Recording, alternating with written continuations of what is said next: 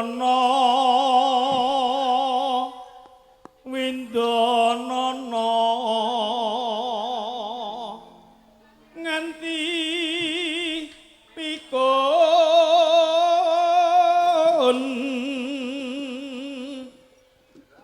mangsa dadak bisa lali marang dika ingkang rina wengi dadi ati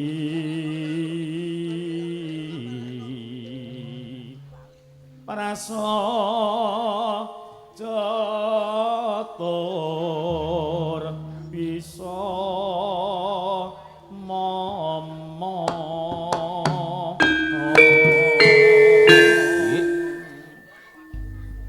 Derek dadi aku ya kena jenang gula ya kena ya sing pundi iki jenang gula ya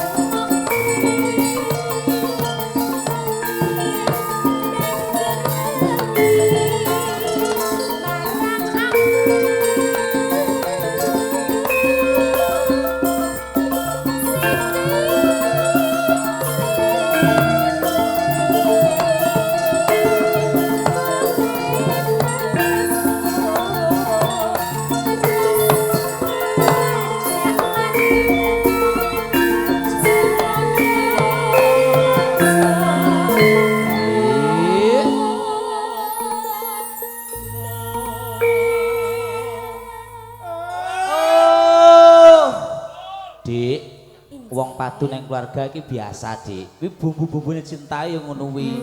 Bar padu mesti yo lah lemah lembut mesti ngono to. Wis rabi burung to Ndek Wan iki? Wis rabi burung. Urung. Lah sok dilene beberane yo ngono kuwi, Dik. Pergakne wong pernikahan iki buka rong perkara, Lek. Sijine buka dalan rezeki, lorone buka dalan apa? Barokah, Lek.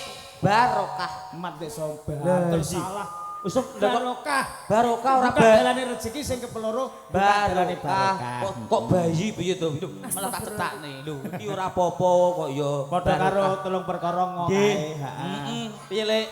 Piye? Ya pokoke ngokae lho. Ngono kae. Angga diat sing.